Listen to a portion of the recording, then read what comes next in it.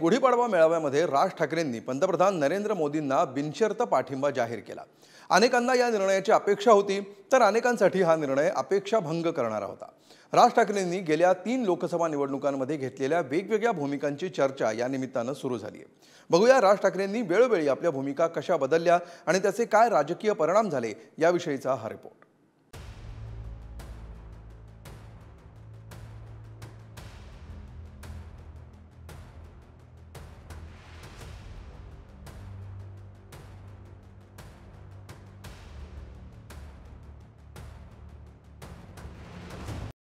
महाराष्ट्र नवनिर्माण सेना, भारतीय जनता पक्ष, शिवसेना आणि एनसीपी, परंतु फक्त नरेंद्र मोदींसाठी बिनशर्त पाठिंबा देत आहे, हे मी आज आपल्या समोर सगळ्यांसमोर जाहीर करतो। नेता तोच, पक्ष तोच, मात्र प्रत्येक वेळी भूमिका वेगवेगळ्या। लोकसभेच्या 3 निवडणुका आणि राज ठाकरेंच्या 3 भूमिका। ते पंतप्रधान म्हणून नरेंद्र मोदींना पाठिंबा इथे देतील।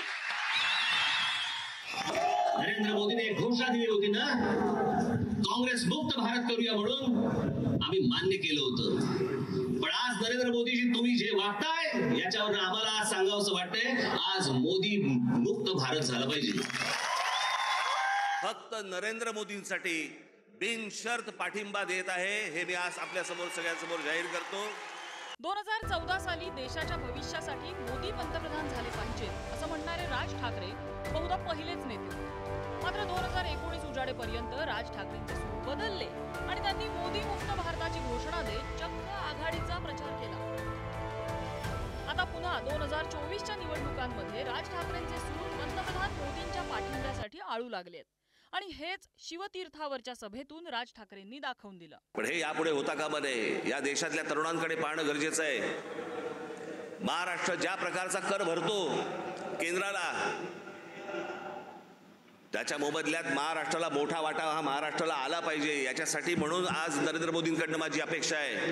महाराष्ट्र नवनिर्माण सेना, भारतीय जनता पक्ष, शिवसेना आणि एनसीपी, परंतु फक्त नरेंद्र मोदींसाठी बिनशर्त पाठिंबा देत आहे, हे मी आज आपल्या समोर सगळ्यांसमोर जाहीर करतो।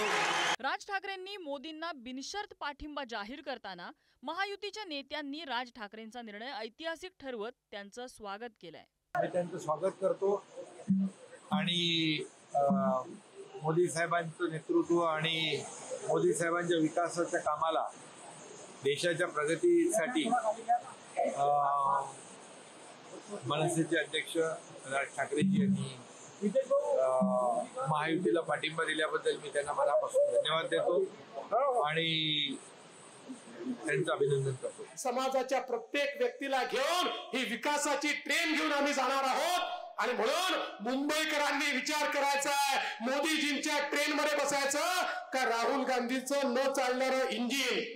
म्हणजे खरं इंजिन तर काल आमच्या सोबत आलं, जे मुंबईतलं चालणारं इंजिन होतं त्या इंजिननी सांगितलं की मोदीजींच्या इंजिनलाच आम्ही ताकद देणार आहोत, मोदीजींच्या पाठीशीच आम्ही आहोत। काल राज ठाकरेंनी स्पष्टपणे सांगितलं की या देशाचा विकास मोदीजी करू शकतात आणि म्हणून त्यांनी कुठलीही शर्त न ठेवता बिनशर्त पाठिंबा मोदीजींना दिला।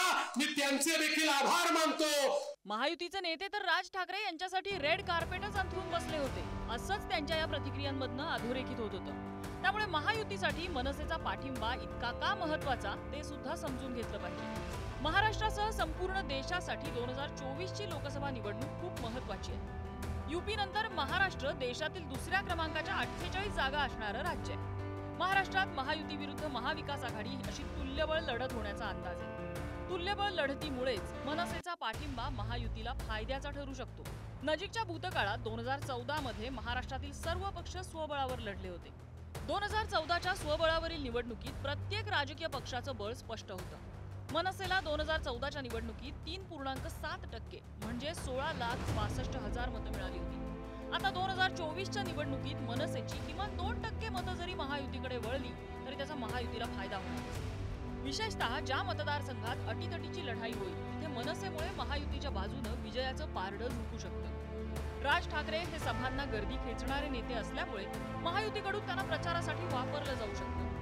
उद्धव ठाकरेंसोबतची मराठी मतं फोडण्यासाठी राज ठाकरे नावाच्या दुसऱ्या ठाकरे ब्रँडचा महायुतीला फायदा होऊ शकतो। मनसेचा फायदा लोकसभा विधानसभेपेक्षा आगामी मुंबई, ठाणे, कल्याण, डोंबिवली, पुणे, नाशिक या पालिका निवडणुकीत सर्वाधिक होऊ शकतो। आता ही झाली राज ठाकरेंमुळे महायुतीला होणारी फायद्यांची माहिती। मात्र राज ठाकरेंना काय फायदा होणार हा प्रश्न सुद्धा तुम्हाला पडला असेल तर राज ठाकरेंच्या तोंडूनच याचं उत्तर आहे का? आणि माझ्या गावागावातल्या सगळ्या महाराष्ट्रामधून आलेल्या माझ्या सर्व महाराष्ट्र सैनिकांना मला फक्त एकच सांगायचंय, विधानसभेच्या तयारीला लागा, जोरात विधानसभेच्या तयारीला लागा। लोकसभेसाठी मोदींना बिनशर्त पाठिंबा देताना राज ठाकरेंनी विधानसभा आणि महापालिका निवडणुकांची गणितं आत्ताच पक्की करून ठेवली आहेत हे यातून स्पष्ट होतं। राज ठाकरेंनी विधानसभेची तयारी सुरू केली असली तरी लोकसभा निवडणुकांमध्ये मात्र कायमच त्यांची भूमिका डामाडोल राहिली आहे। कारण त्यांच्या इंजिनाचा प्रवास कधी डावीकडे तर कधी उजवीकडे दिसून आला। 2009 मध्ये मुंबई आणि ठाण्यात त्यांनी निवडणूक लढवली आणि त्याचा शिवसेना भाजप युतीला फटका बसला। 2014 मध्ये शिवसेनेच्या विरोधात त्यांनी काही ठिकाणी उमेदवार दिले होते। 2019 मध्ये निवडणूक न लढवता काँग्रेस राष्ट्रवादीला त्यांनी पाठिंबा दिला आणि युती विरोधात प्रचार सभा घेतल्या। तर 2024 मध्ये म्हणजे यावर्षी नरेंद्र मोदींसाठी ते महायुतीला मनसे पाठिंबा देत आहेत। राज ठाकरेंच्या याच सतत बदलणाऱ्या भूमिकेमुळे प्रत्येक टप्प्यावर अनेक सहकार्यांनी त्यांची साथ सोडली आहे। लोकसभा निवडणूक न लढण्याच्या राज ठाकरेंच्या भूमिकेमुळे काही दिवसांपूर्वी पुण्यातल्या वसंत मोरेंनी मनसेला रामराम ठोकला। तर आता मोदींना पाठिंबा दिल्यानंतर मनसेचे सरचिटणीस कीर्तिकुमार शिंदेनीही राजीनामा दिलाय। 2019 असं म्हटलेलं होतं की राज ठाकरे इंजिन जे आहे ते भाड्यानं देतात, मात्र राज ठाकरेंनी काल जाहीर सभेमध्ये मोदींना बिनशर्त पाठिंबा दिलेला आहे। भाजपवरती ही वेळ आली की राज ठाकरेंचा पाठिंबा घ्यावा लागतो किंवा राज ठाकरेंचा नाविलाज आहे की त्यांना मोदींना पाठिंबा द्यावा लागतो। ह्या विषयाच्या संदर्भामध्ये राजसाहेब हे महाराष्ट्राचे द्रष्टे नेते, त्यांनी घेतलेला निर्णय हा पक्ष संघटनेसाठी योग्य आहे का अयोग्य आहे तेच भविष्यामध्ये ते ठरवतील। त्यामुळं त्यांना खऱ्या अर्थाने मी या 13 मेला ज्यावेळेस प्रत्यक्षात मतदान होईल त्यावेळेस खऱ्या अर्थानं त्यांना दाखवण्यापेक्षा यांना मी दाखवेल पुण्यामध्ये। विरोधकांनी सुद्धा राज ठाकरेंच्या या बदलत्या भूमिकेचा सडकून समाचार घेतलाय। असं काय घडलं की तुम्हाला अचानक या महाराष्ट्राच्या शत्रूंना पाठिंबा द्यावासा वाटला? याबाबत लोक त्यांना प्रश्न विचारतील। म्हणजे तुमचा जो पक्ष आहे त्याचा नवनिर्माण पक्ष का झाला? नवनिर्माण पक्ष होण्याची अचानक का गरज पडली हे त्यांनी सांगावं। राज ठाकरे एका विशिष्ट विचाराला धरून विषय मांडायचे। त्यांचे 2019 मध्ये पूर्णतः मोदींच्या एकूण कारकिर्दीवर त्यांनी प्रकाश घातला आणि त्यांचे भाषण होते।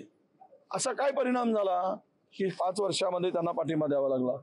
कदाचित होऊ शकतं कुठली तरी नस यांची मोदी सरकारने दाबली असावी। ते दुखती नस आहे की दुपती आहे, दुखणारी आहे की दूध देणारी आहे हे मात्र येणाऱ्या काळात कळेल। मला वाटतं ते 10 का 15 दिवसापूर्वी दिल्लीला भारतीय जनता पक्षाच्या मोठ्या नेत्यांना भेटून आले होते आणि मला वाटतं त्याच्यामुळे मला असं वाटतं त्यावेळीच त्याची लाईन बऱ्यापैकी क्लिअर झाली होती। राजकारणात युती आघाडी फायदा तोट्याची गणितं किंवा गुगलीचं राजकारण हे काही नवं नाही। दरम्यानच्या काळात त्यांचे कार्यकर्ते होते त्यांची पूर्ण निराशा झाली। त्यांचे जे लोकल नेते होते त्यांना काही त्यांच्या हाती काही लागलं नाही आणि राजकीय दृष्ट्या 2 पिढ्या जवळ बर्बाद झाल्या मनसेच्या असं म्हणता येईल।